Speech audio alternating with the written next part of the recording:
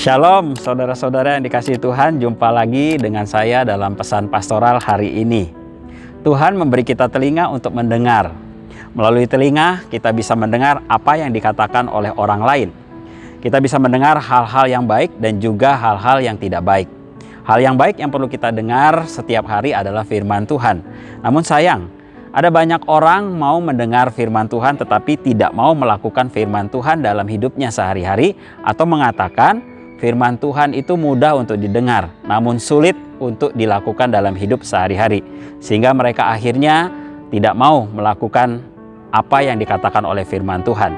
Nah, firman Tuhan dalam Yakobus 1 ayat 22 berkata, "Tetapi hendaklah kamu menjadi pelaku firman dan bukan hanya pendengar saja. Sebab jika tidak demikian kamu menipu diri sendiri." Penulis kitab Yakobus memberitahukan kepada kita semua supaya kita menjadi pelaku firman dan bukan hanya pendengar saja. Dia juga menambahkan bahwa orang yang mendengarkan firman Tuhan tetapi tidak melakukannya, ia menipu diri sendiri.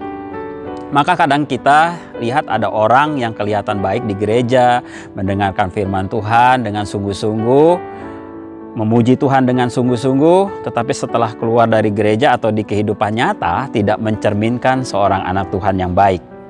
Nah, Tuhan Yesus sendiri mengatakan dalam Matius 7 ayat 24 sampai ayat yang ke-27 bahwa mereka yang mendengar perkataannya dan melakukannya sama dengan orang yang bijaksana yang mendirikan rumahnya di atas batu. Sementara mereka yang mendengar perkataannya tetapi tidak melakukannya, mereka sama dengan orang yang bodoh yang mendirikan rumahnya di atas pasir. Nah, ketika banjir datang, maka rumah yang rusak paling parah adalah rumah yang didirikan di atas pasir.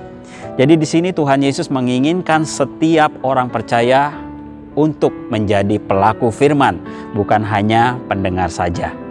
Pada masa sekarang ini ada begitu banyak kesempatan bagi kita untuk belajar firman Tuhan melalui media-media online yang tersedia dan dengan mudah kita bisa mengaksesnya.